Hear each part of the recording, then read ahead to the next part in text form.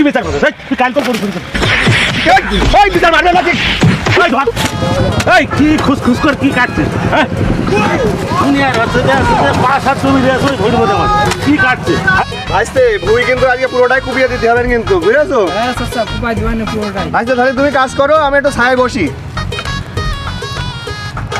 চাচা ওই দেখো তোমার ভুঁড়ি আইল কিভাবে কুপাচ্ছে। আরে কোন শালারা আমার ঘরে যাচ্ছে?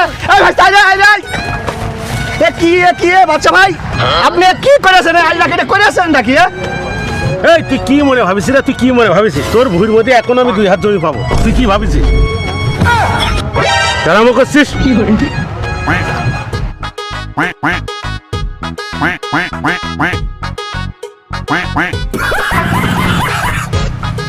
এই তুই আমার জমি কি হয়েছে জমি পাবি তুই আমি কি হয়েছে জমি পাবি তুই এই দেখি কি হয়েছে ভাই? কি হয়েছে আরে ভাই আমার জমির আইল সব কেটে নিচ্ছে ভাই।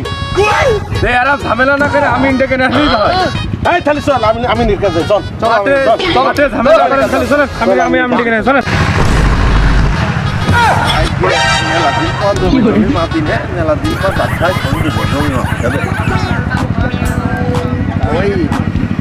দেশি মুরগি মাছ দিলে হবে না।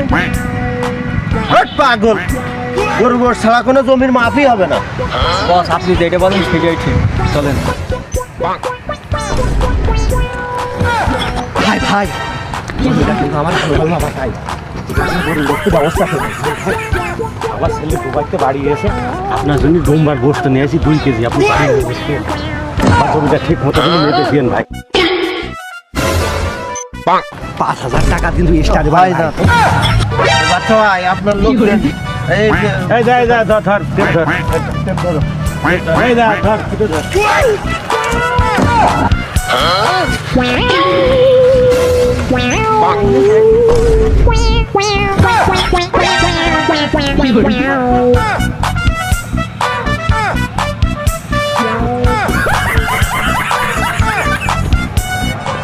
না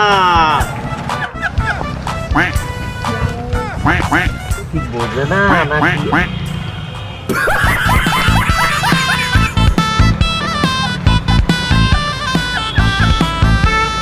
এই সজল ভাই এখন ফুটা মারে